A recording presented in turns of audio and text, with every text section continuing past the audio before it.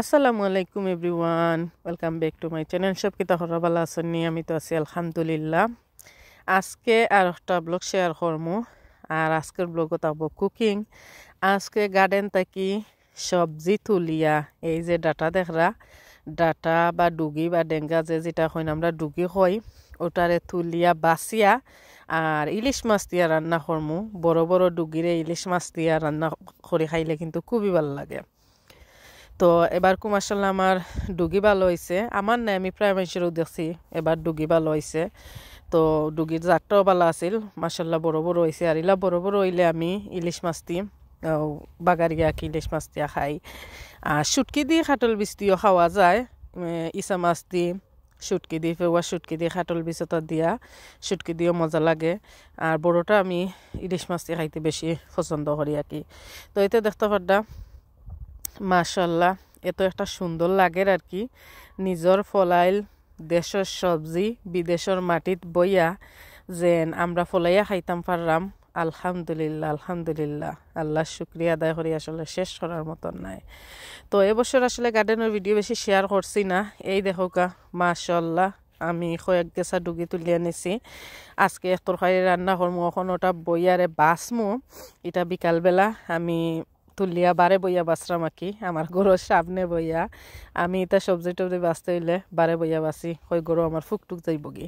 ফুকুক তো এটার মাঝে কিছু নাই, তার বাদেও আমি বারে বইয়া বাঁচতে আমার কাছে ভালো লাগে। তো এই তো আমি বাংলাদেশের দা দিয়া আর ইটা বড় বড় ডুগি তো দা ছাড়া আসলে বাঁচতে শেপ লাগে না। ছোটোটা ঠিক আছে নাইফ দিয়ে বাঁচি লওয়া যায়, বাট বড় বড়টা বাঁচতে হইলে তো দা লাগে। আর বড় বড় ডুগি বাঁচতে কিন্তু ভালোও লাগে, যে ভাল লাগে। আর এই ডুগিটার মাঝে আছে না নি যেন বাংলাদেশে এখন ফানি ঠানাইল ডুগি একটা আছে না নি, যেমন ফানি থাকে এই বেশি একটা বতপতা থাকে, এটা বেশি মজা লাগে না। তো এটা কিন্তু ফানিও ঠানছে আর যে মজা লাগছে ডুগি। তো আমি তো ভিডিও শেয়ার করলাম, এখন রান্না উন্না করিয়া খাইয়া আসছি। এই তো দেখো আমি ডুগিগুলারে বাছিয়া নিছি। আর আমার গেছে তরকারি বানানিটাও আমার গেছে একটা লাগে যে সুন্দর করে বানানি। তো দেখো এক সাইজ করে আমি কিলা বানাইছি। সেও আছে একটা ছোটো একটা বড় একটা লম্বা একটা বাটি রাখবো। আমি ইলা আসলে পছন্দ করি না, আমার কাছে সুন্দর করি আমার আমার কত হচ্ছে চৌকে খাইলে মুখে খাইতো। আর এই যে ডুগির ফাতা দেখরা, ফাতাগুলো যে বড় বড়তে ডুগির ফাতাও আমি 2 লাখান খাই। একটা যেমন বিরান করিয়া খাই আর একলাখান, আর একলাখান উড়ি বিচতে খাইতেও ভাল লাগে। তো ডুগির ফাতা আলাদা খাইমু আর আজকে ডুগি রান্না করমু। তেই তো আমি ডুগি উগি বাছিয়া রান্না করা তাইছি। দেখো আমি চোরা ইলেকটা ফ্যান নিছি, কই যে তুই ইলিশ মাছটি রান্না করমু, মাছ তোর বাংতো না করি চোরানো একটা হাড়ি নিছি আর কি। তো এই ইলিশ মাছটি রান্না করমু। আর আজকের ইলিশ মাছটা বেশি বড় নাই, আমি সফো গেছিলাম বড় ইলিশ আনার লাগি, তো বড় আর পাইছি না। এটা মিডিয়াম সাইজের আর কি, 3টা যে প্যাকেটের মাঝে তাকে ওটা আনছি। তো এই তো একটা পিস দিয়া আজকে এখন রান্না করমু মজা করিয়া নিজের মন মতো। আর এই তো সুন্দর করে আমি ডুগিরে দইয়া নিছি, এই ডুগিটা আমি রান্না করমু। তো যেহেতু গার্ডেন তাই তুলিয়া রান্না করলাম, শৈশবর লগে শেয়ার করিলাই। তো এই তো আমি পরিমাণ মতো আগে আসলে একটা খুব বেশি রান্নার ভিডিও শেয়ার করতাম, ইদানিং বেশি শেয়ার করি না, আসলে ভালো লাগে না। তো আজকে যেহেতু স্পেশাল হইতে গেলে এটা রান্না করলাম নিজের ফলাইল ডুগি তুলিয়া বাঁচিয়া, তো শৈশবর লগে শেয়ার করিলাই। গার্ডেনের ভিডিও এবার আর আমি বেশি শেয়ার করছি না, এখনো রেকর্ড করা আছে, ইনশাল্লাহ শেয়ার করমু দেখি 2-1টা ভিডিও গার্ডেনের। হিলা আগে আগে যে রেগুলার শেয়ার করতাম, এবছর আর আমার আর শেয়ার করা হয়েছে না। তো এখানে আমি পরিমাণ মতো পেঁয়াজ দিলাইলাম। আর আজকে এই ফ্রেশ রসুন নাই আমার কাছে, তো ফ্রোজেন আছে। আমি ফ্রেশ রসুনটাও খাই, তো ফ্রোজেনটা আমি ইমার্জেন্সির লাগিয়ে আনিয়ে রাখি, তো আজকে ফ্রোজেনটা ইউজ করবো। এখানে পরিমাণ মতো লবণ দিলাইলাম, দিয়া এখন পেঁয়াজটারে আমি বালা করে কষাইয়া নিমু তেলের মাঝে। খেরা খেরা আমার মতো বড় বড় ডুগি ইলিশ মাছটি খাইন কমেন্ট করে জানাইবা। আর যারা খাইন না খাইয়া দেখতে পারেন, ট্রাই করি, মজাও লাগে, খুবই ভাল লাগে আর তো ফ্রেশ। তো এখন আমি পেঁয়াজটারে খুব বালা করি মজাইয়া নিমু। আর এই তো আমি একটা কিউব দিলাম রসুনর, আজকে কইলাম তো ফ্রেশ রসুন নাই, তো ফ্রোজেনটা ইউজ করলাম। ফ্রোজেনটা আমার কাছে যেমন কিলা লাগে ভাল লাগে না, আমি সব সময় ফ্রেশটা করি। কই এমনি আমরা এখন ডিজিটাল যুগের মানুষ, আমরা এমনিও মেশিনের উপরে নির্ভরশীল, তো কিছুটা নিজে করিয়া খাই। এর লাগে আমি ফ্রেশ আদা রসুন সব সময় ইউজ করি। আর ইমার্জেন্সির লাগিয়া কি ফ্রোজেনটা নিয়ে রাখি, যে সময় নাই ওই সময় ইউজ করি। তো এই তো আমার পেঁয়াজটারে খোসা নিয়ে গেছে, আমি পেঁয়াজটারে তেলের মাঝে খুব বালা করে খসাইয়া নেই, ওলাখান করলে আর কি তরকারি রান্না বালা হয়। আমি জিলা রান্না করি আর কি আমার স্টাইলে, কারণ এক একজনের এক একটা স্টাইল আছে, তো আমার স্টাইলটাও আমি শেয়ার করলাম। এখন আমি মশলা দিয়া নি মুগি, আর মশলার মাঝেও তো আমি মরিচ দিমু, হলুদের পাউডার দিমু, ধনিয়ার পাউডার দিমু, আর কারি পাউডার দিমু। তো এই তো এক এক করি আমার যতক্ষণ আন্দাজ করিয়া করিয়া আমি পাউডার মশলা দিলাম, দিয়া এখন আমি একটু পানি দিমু, দিয়া আমি পেঁয়াজটারে আরও একটু সময় খসাইয়া নিমু। আর খেরা খেরা গার্ডেনের ভিডিও দেখতে চাইন বা কোন ধরনের ভিডিও বালা ফাইন কমেন্ট করে জানাইতে পারেন, চেষ্টা করমু শেয়ার করার লাগি। এখন একটু পানি দিয়া নিলাম গি, দিয়া এখন মশলাটারে একটু বালা করে খসাইয়া নিমু, নিয়ে আমি আগে মাছটা দিমু আর কি। আর যেহেতু ইলিশ মাছ দিয়ে রান্না করলাম, এটা আর ফ্রাই করলাম না, যেমন খাসা মাছ দিয়ে রান্না করবো, কেউ চাইলে ফ্রাই করিও রান্না করতে পারেন। আমরা বেশিরভাগ ওলা খাসা মাছ দিয়েও খাই, বালা লাগে। তো আমি এখন মশলার মাঝে ইলিশ মাছটা দিয়া, মশলাটা কিন্তু আমি খুব বালা করে খসাই আনিছি কত সময়, এত সময় দেখাইলে তো ভিডিও অনেক লাম্ব হয়ে যাব। তো কত সময় আমি মশলা খসাই আনিছি, এখন আমি মাছটা দিলাম, মাছটা দিয়া একটু সময় আর কি আমি উবাইয়া মশলার মাঝে মাছটারে খসাইয়া বাদে মাছটা তুলিয়া আমি তারপরে ডুগিটা দিমু আর কি।